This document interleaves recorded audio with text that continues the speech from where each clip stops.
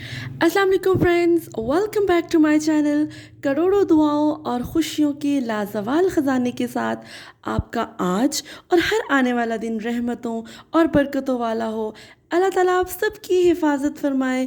अल्लाह ताला आप सबको अपने घरों में खुश और आबाद रखें। जो भी औलाद है अल्लाह ताला उनको जल्दी से औलाद की नेमत से नवाज दे, और जिनको अल्लाह पाक नवाजने वाले हैं अल्लाह ताला उनके लिए खैर का वक्त लाएँ और खैरियत से उनको प्यारे से बेबी के साथ नवाज दें, आमीन। जैसा कि अभी आप लोग अपनी स्क्रीन पर एक कमेंट देख रहे हैं, एक सिस्टर ने मुझे कमेंट किया था, यार Sadia I am going to deliver a baby, मुझे बहुत टेंशन हो रही है। मुझे सुबह 10-11 बजे उठने की आदत है और मैं ये जानना चाहती हूँ कि आपने कैसे स्टार्ट लिया था। अच्छा, वैसे तो यूट्यूब भरा पड़ा होगा टिप्स के साथ, ट्रिक्स के साथ, जो भी है, लेकिन शायद ये एक आम अल्फाज में सुनना चाहती है, जैसे अपना एक आम लड़की घर पे किस तरह से मैनेज करती है, अपनी आम जो टिप्स हैं वो मैं शेयर करूँ, ये चाह रही थी। तो इन्होंने मुझे कमेंट किया कि सादिया यार जल्दी से एक वीडियो बना दो जिस पे आप ये बता दो कि आपने किस तरह से सब कुछ मैनेज किया था। तो मैंने सोचा चलें क्यों ना एक वीडियो बना दी जाए, अपनी जर्नी शेयर कर दी जाए। डिलीवरी के बाद, मोहम्मद हसन के पैदा होने के बाद मैंने किस तरह से मैनेज किया और मुझे किन किन कॉम्प्लिकेशंस को फेस करना पड़ा और किस तरह से मैंने उनके साथ जो है वो लेकर अपनी जो उस टाइम को गुजारा।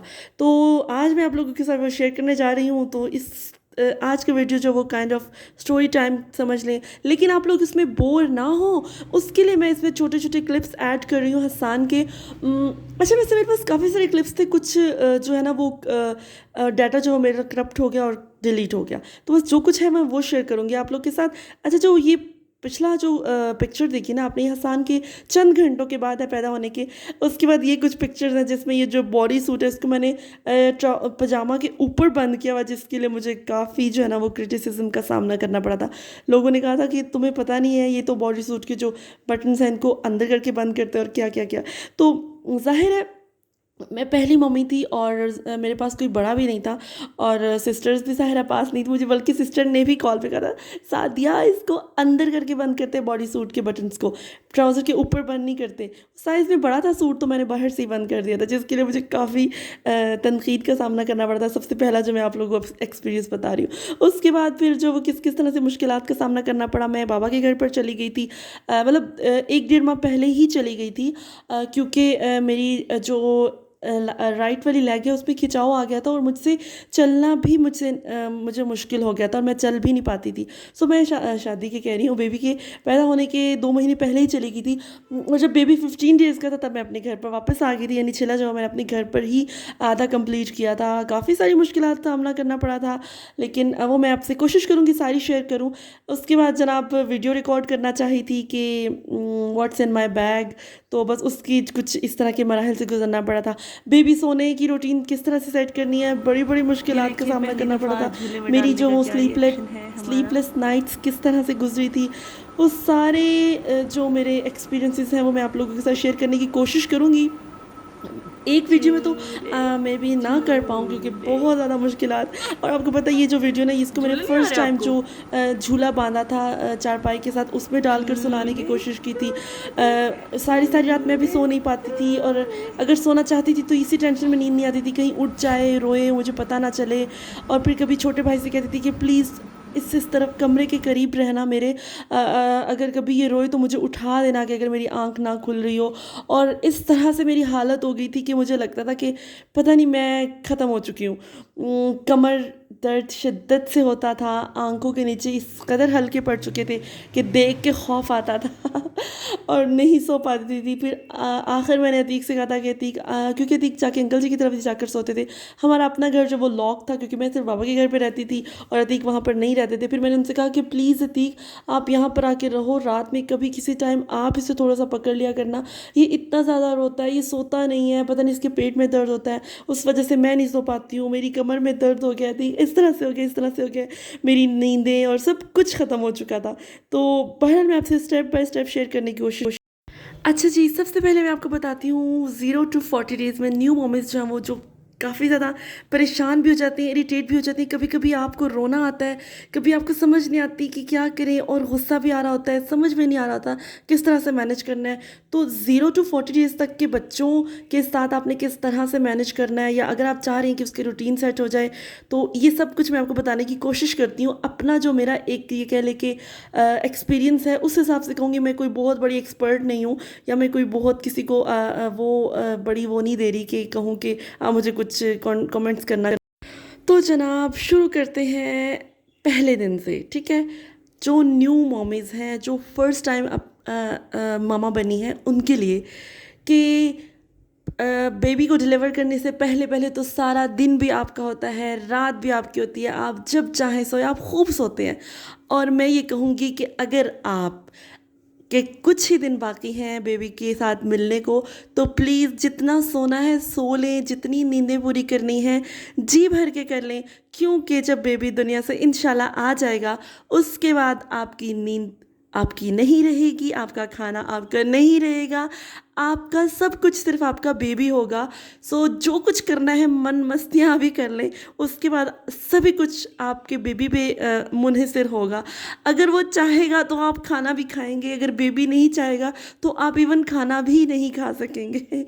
मतलब अगर मैं फ्रैंकली स्पीकिंग कहूँ तो, हैं? फ्रैंकली स्पीकिंग कहूँ तो अच्छा चलें ख़ैर, साथ-साथ में थोड़ा मज़ाक भी होना चाहिए ताकि आप लोग बोर ना हो। अच्छा जी, चलिए जी आज मिसाल के तौर पे आज आपको अल्लाह पाक ने बेबी से नवाज़ दिया है। ओह! ओह! सॉरी। हॉस्पिटल से आप आ चुकी हैं घर पर और जनाब शुरू हो गया है आपका आपकी प्रैक्टिस कि बेबी को किस तरह से क्या करना है। पहले तो आपको बेबी को उठाना ही नहीं आएगा ना कि इसको उठाना कैसे है। इतना छोटू सा बेबी होता है कि आप डर रहे होते हैं कि मैंने इसको उठाना भी कैसे है। पहले तो कुछ टाइम मैंने तो उसको उठाया भी नहीं था कि नहीं मुझे डर लग रहा है, लेकिन ज़ाहिर है आप मामा बन चुकी हैं, तो अब आपको सब कुछ करना है और अब आपको स्ट्रांग होना है अपने बच्चे के लिए। और अब आपको वो कुछ करना पड़ेगा जो आपने कभी ज़िंदगी में सोचा भी नहीं होगा। उससे पहले तो आप बेबी को डिलीवर करने में इतना कुछ फेस करके आ ही चुके होंगे कि जिसके बारे में आपने कभी सोचा नहीं होगा कि हमें ये कुछ भी फेस करना पड़ सकता है। सो बेबी दुनिया में आ गया है, आप घर पर आ चुके हैं। सबसे पहली नाइट मेरी किस तरह से गुजरी थी जनाब, बेबी को सुलाया था हमने और फर्स्ट नाइट जो वो बेबी बहुत काम होता है, क्योंकि मेरे साथ ऐसे ही हुआ था। बेबी अभी दुनिया में आया होता है, वो खुद भी अपने आप को एडजस्ट कर रहा होता है दुनिया की हवाओं में, क्योंकि बेबी भी जो है वो सारी दुनिया से बेखबर होता है, उसको कुछ पता नहीं होता कि वो अब एक दुनिया में आ चुका है और यहाँ पर उसको बहुत कुछ फेस करना है। तो जनाब सबसे पहली रात ऐसी हुई थी कि हसन जब वो सो गए थे और मुझे नींद नहीं आ रही थी। मतलब मैं घर पर जब वापस आ चुकी थी, मेरे पास मेरी चची थी और ज़ाहिर है वो भी दिन भर मेरे साथ थी। सबसे पहले तो मैं उनका शुक्रिया अदा करती हूँ उन सब लोगों का जिन्होंने मेरा इस टाइम पर साथ दिया। लेकिन उसके बाद मैं ये भी ज़रूर कहूँगी कि मैं बिल्कुल अकेली थी, क्योंकि मेरी मदर इन लॉ भी नहीं थी, अल्लाह उनको जन्नत में आला मुकाम दे, और मेरी मामा भी नहीं थी, तो मैं बिल्कुल अकेली थी। उसके अलावा भी मेरा सबने बहुत ख्याल रखा, लेकिन फिर भी जो है वो मुझे बच्चे के लिए ख़ुद ही करना था सब कुछ।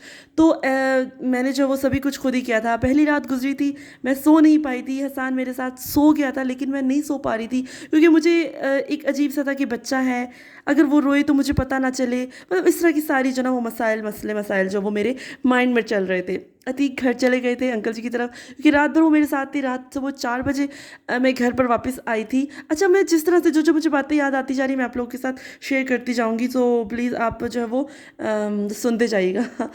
अच्छा, उसके बाद मैं टिप्स भी साथ साथ, क्योंकि मेरी इन्हीं बातों में, इन्हीं स्टोरी टाइम में मेरी आपके टिप्स भी होंगी जो कि आप लोगों के काफ़ी सारे माइंड में होंगी। रात भर जो वो मैं सो नहीं पाई थी, क्योंकि पहली रात जो मैंने एसी तो दूर, मैं पंखा भी ऑन नहीं किया था, क्योंकि बच्चे को एकदम से आपने हवा में नहीं लाना होता है। पहले आप उसको आहिस्ता आहिस्ता वो दुनिया के टेम्परेचर को फेस कर रहा होता है, तो एकदम से आप ज़्यादा हवा में लाएंगे तो बच्चा बीमार भी हो सकता है। और ज़ाहिर है आपको बहुत ज़्यादा केयरफुल रहना पड़ता है। तो जनाब, क्योंकि आप पहले तो सोने की खूब सारे आदी होते हैं, उसके बाद क्या होता है कि आप को हर वक्त माइंड, अगर आप सो भी जाते हैं ना चंद लम्हों को, तो आपका जो माइंड होता है ना वो जाग रहा होता है, क्योंकि आपका माइंड बच्चे की तरफ होता है कि कहीं मैं सो जाऊं और बच्चा जो है वो उठ जाए और मुझे आवाज़ ना आए। इस तरह की बातें मेरे तो खैर माइंड में यही कुछ चल रहा था। तो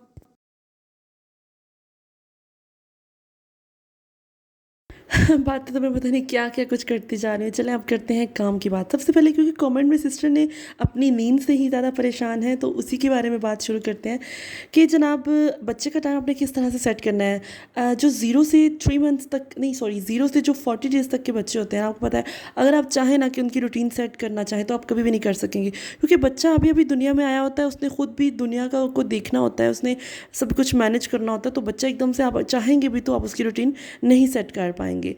और हर बच्चे का एक डिफरेंट होता है। लाइक अगर आप कुछ माएँ कुछ तरीके लगाकर बच्चे की रूटीन बनाते हैं, कुछ कुछ तरीके लगाकर बनाती हैं। तो मैं अगर अपना एक्सपीरियंस आप लोग के साथ शेयर करूँ तो जब हसन पैदा हुआ था तो माशाल्लाह से ये था कि मुझे समझ में नहीं आ रहा था।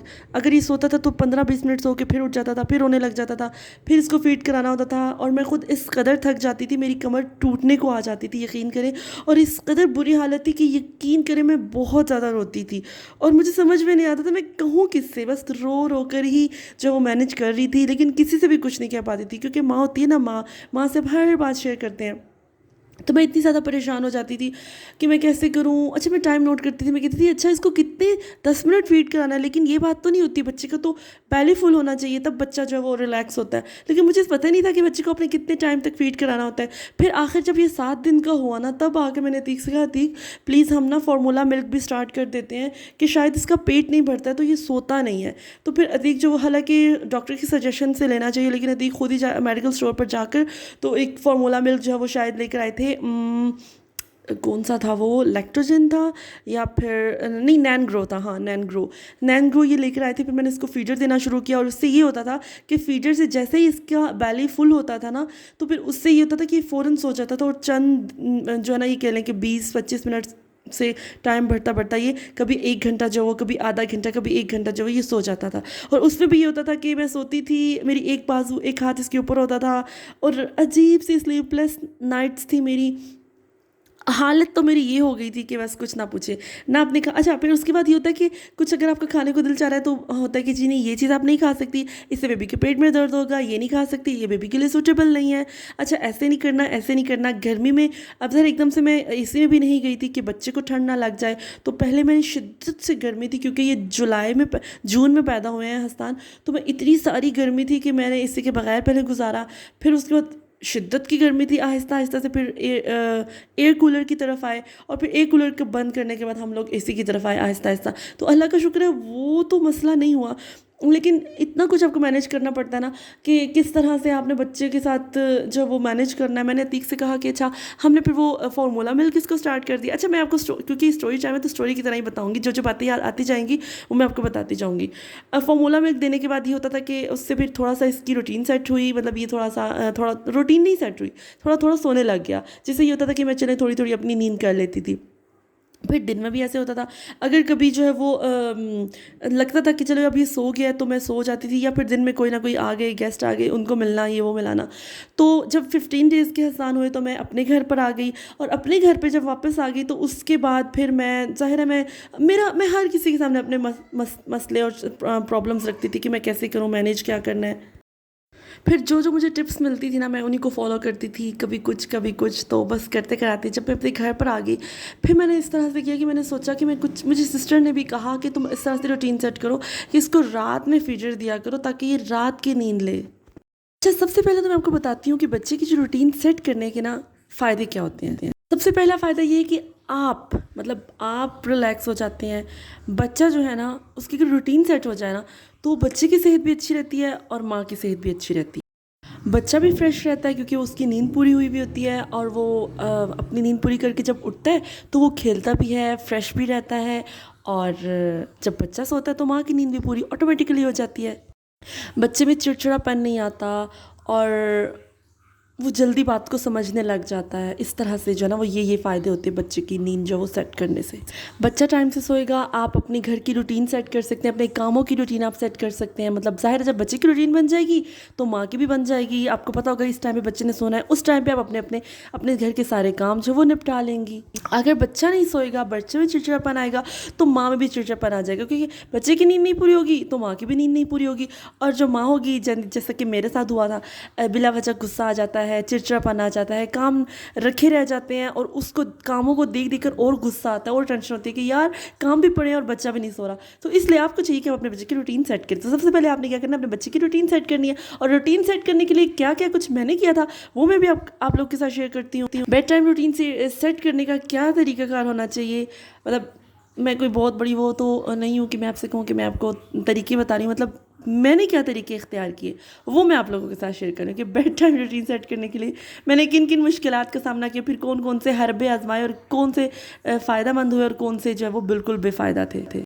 जैसे कि मैंने आपको पहले भी बताया कि जो जिसे कहते हैं ना, हम आम ज़बान में छिला कहते हैं, और 6 वीक्स होते हैं शुरू के, मतलब बच्चा जब तक 6 वीक का सवा महीना जब तक कंप्लीट नहीं होता तब तक आप बच्चे की रूटीन नहीं सेट कर सकते।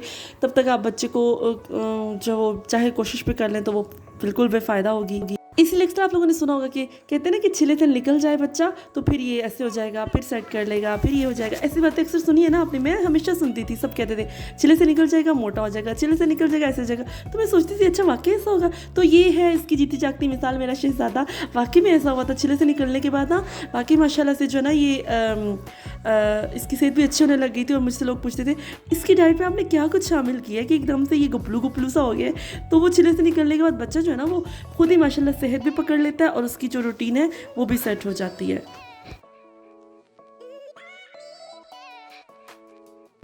अच्छा, करना आपने क्या है अगर आप चाहते हैं कि आपके बच्चे की रूटीन अच्छी सेट हो जाए। अच्छा, मैंने ये किया था कि जब मैं चाह रही थी ना कि अब हसान जब वो रात में इतने बजे सो जाया करे और इतनी देर सोए और इतने बजे तक ये उठ जाए, तो मैंने ऐसे करना शुरू किया था कि जब मुझे लगे ना कि हमने फॉर एग्जांपल हम लोगों ने 12 बजे सोना है, तो मैंने इसको सोने से पहले तकरीबन 2-2.5 घंटे पहले ना इसको खिलाना है, यानी इसके साथ खेलना है, इसके साथ बातें करनी है। लाइट आप रूम की ऑन रखें, कोई पोइम्स वगैरह लगा दें, नात स्पेशली नात जिसकी माशाल्लाह इसको अब तक भी आदत है, माशाल्लाह 1 साल का हो गया ये।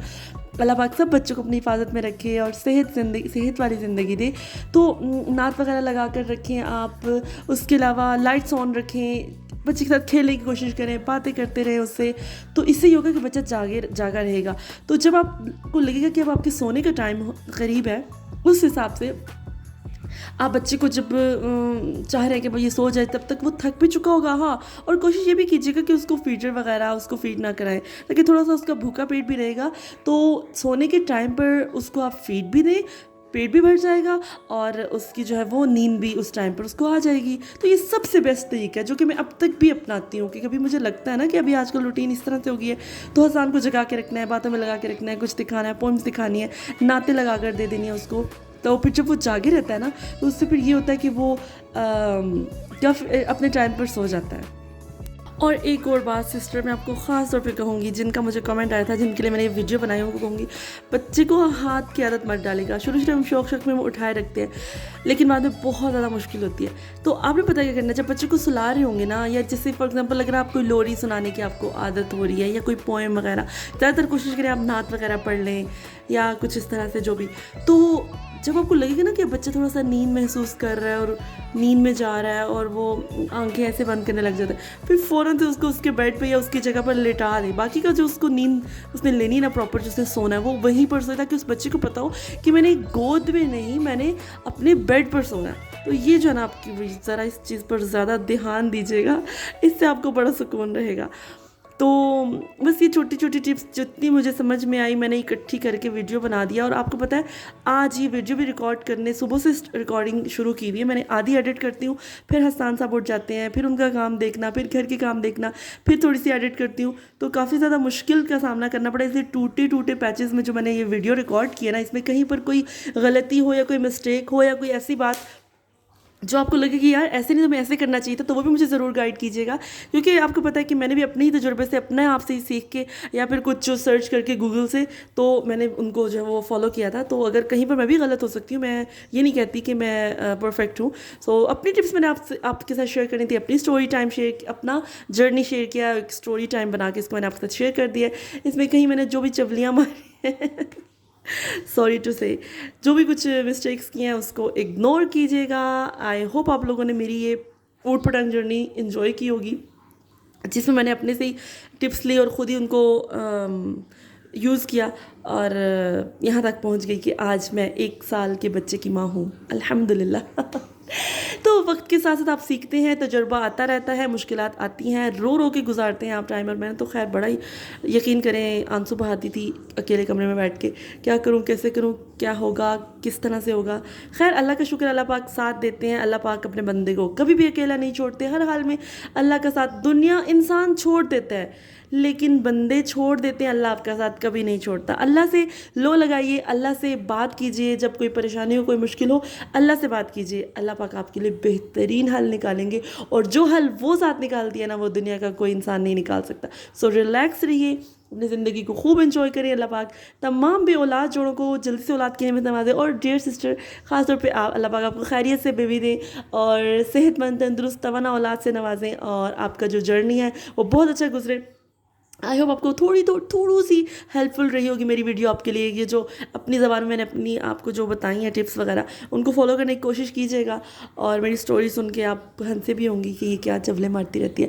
Thank you very much for watching. जल्दी मिलती हूँ नेक्स्ट व्लॉग में। अपना ख्याल रखिएगा और दुआओं में याद रखिएगा। Thank you very much for watching. और जो लोग मुझे इतनी इतनी इतनी प्यारी दुआएं देते हैं ना, उनको ढेर सारा thank you. I love you so much my beautiful sisters out there. Thanks a lot. Take care, bye bye, and Allah Hafiz.